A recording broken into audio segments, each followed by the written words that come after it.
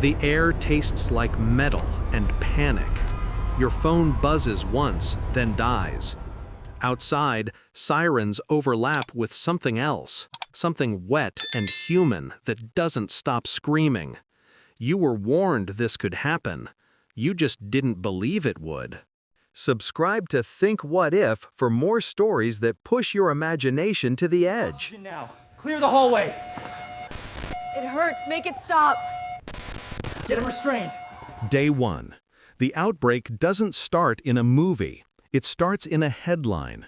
A small local story about an unknown infection in a rural hospital. The footage looks shaky. Patients thrash on gurneys while nurses run. Their eyes are glassy, their movements violent and wrong. Experts call it a neurological event. But deep in some lab, a handful of scientists already know. It's not new.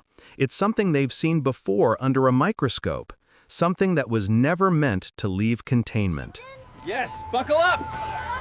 We have to go. They are closing the roads.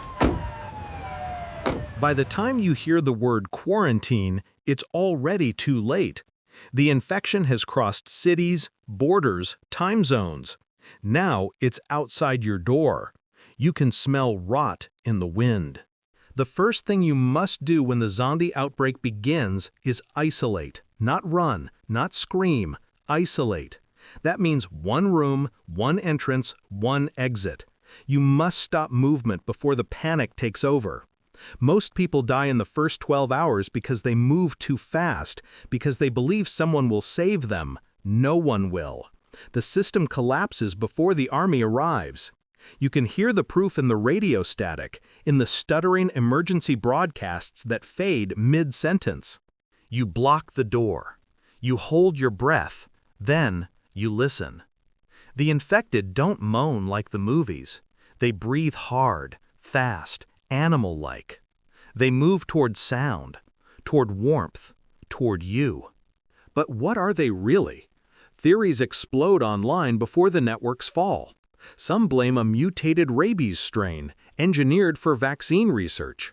Others point to the Ophiocordyceps fungus, the one that hijacks the minds of ants, forcing them to climb to high ground before bursting from their skulls. But the truth might be something worse. A hybrid. A lab-borne parasite that escaped during a power outage in a high-security facility. Scientists warned it could jump species. They said it couldn't infect humans. They were wrong. You look at your hands and wonder how infection spreads. Is it saliva? Airborne? Blood? You don't know. You just know not to touch anyone, not even someone you love. That's rule 2. Do not trust the living. The outbreak strips away civility faster than hunger. You'll see it in their eyes first, the look of someone deciding if your life is worth their next meal. A man can be more dangerous than a corpse when fear takes control. In the cities, survivors fight for bottled water, not bullets. Grocery aisles become battlegrounds. You think you'll help your neighbors, but when you see what desperation does, you hesitate. One hesitation can kill you. What would you do now? Rule 3 is survival math. Resources equal time. You calculate calories, water, batteries, and light. Everything has a number. 1 gallon a day, 2 protein bars per person, 1 match left. You stop being a person and become an equation. But behind the math lurks a different hunger, the one that asks, how long until you stop caring who you were? Night falls. The silence thickens. The infection thickens people fast. Some collapse within minutes, twitching as fever melts the body from inside. Others linger, lucid, whispering nonsense. They beg to be killed, then lunge when you get close. You start to understand what kind of nightmare this is. It's not about the dead. It's about watching the living turn into them. Rule 4. Move only when you must. Noise kills. Every sound carries. Infected people react to rhythm, to vibration. A dropped can, a slammed door, even your breathing could call them. You start counting your steps, holding each breath like it's the last piece of air on Earth. The city becomes a trap. Every alley echoes. Every street hums with danger. You think about running, but where would you go? In the distance, lights flicker on an overpass. You think someone's signaling. You wave your flashlight. The lights go out. Seconds later, you hear screams. That's when it hits you. Curiosity is death. What if the infection isn't even the real threat? What if something deeper is changing inside the survivors? Some scientists speculate the parasite rewires the brain's empathy centers first. It removes fear. It removes restraint. The body becomes a weapon guided by hunger alone. Lab mice infected with modified prions displayed aggression beyond natural behavior. Imagine that in humans. You can't cure something that makes killing feel natural. Rule 5. Fire is controlled. Fire sterilizes. Fire saves. You burn what can't be buried. The smell becomes part of you, a mix of ash and flesh. You try not to remember the faces. The sky above turns gray with smoke, blocking the sun. The world feels smaller every hour. You stop thinking about tomorrow. You think only in minutes. And yet, a strange thing happens. You adapt. Your senses sharpen. You start recognizing sounds before they reach you. You feel vibrations through the floor.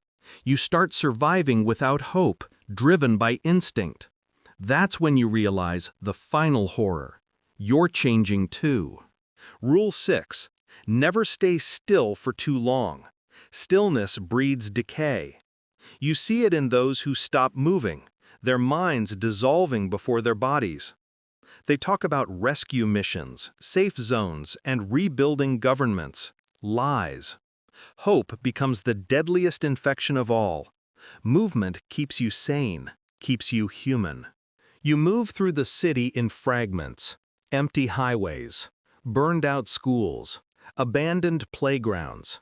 The laughter that used to fill them echoes faintly in your head. You wonder if humanity deserves to come back from this. What did we do to invite it? Some say it began in a biotech lab, others in a frozen permafrost sample that thawed too soon. Maybe nature is resetting the balance, one host at a time. Then you find a notebook, pages filled with calculations, spore samples, lab coordinates. A name, Dr. Rivera, a virologist who vanished days before the outbreak began. She wrote that she found a protein sequence that mimicked prion-like folding, capable of jumping between species and even altering behavior. Her final note reads, "It's not killing them, it's rewriting them." You stare at the words, rewriting them. You remember how the infected move, fast but deliberate, eyes scanning as if aware. What if they're not mindless? What if they're evolving? The idea burrows into your thoughts and won't leave. You start seeing patterns in the chaos. You wonder if the outbreak isn't an accident at all. Rule 7. Document everything. Because stories are the last defense against extinction. You record what you see. You draw maps, names, symptoms, timelines. If you die, someone might find it. Someone might learn. The notebook becomes your only purpose. Without it, you're just another body in the dark. But as you write, you feel something shifting inside you. A tremor in your fingers, a dull heat behind your eyes. You ignore it at first. You tell yourself it's exhaustion, hunger. Then you remember Dr. Rivera's warning. It spreads before symptoms show. You wonder how long you've been breathing the same air, how many spores float in the dust. You cough once, then again. The sound echoes too long. You move toward the window, desperate for clean air, but the streets below are gone, covered in movement. Hundreds of them, silent, waiting, tilting their heads toward the same sound. You realize they're listening to you. The infection doesn't just take over, it learns. It remembers patterns. You can't hide forever. But maybe you don't need to. Maybe you've seen enough to understand that survival isn't about living longer. It's about staying human a little while more. You look at your hands again. They shake, not from fear, but from something deeper. You whisper the words like a prayer. Isolate. Trust no one. Move only when you must. You repeat them again and again until the noise outside fades into memory. The infection began with science. It ends with silence. Somewhere in that silence, a new world waits to be born. Maybe it's already here, hiding behind human eyes. You can feel it breathing in the dark, patient and alive. The air still tastes like metal. Subscribe to Think What If for more worlds you should never forget.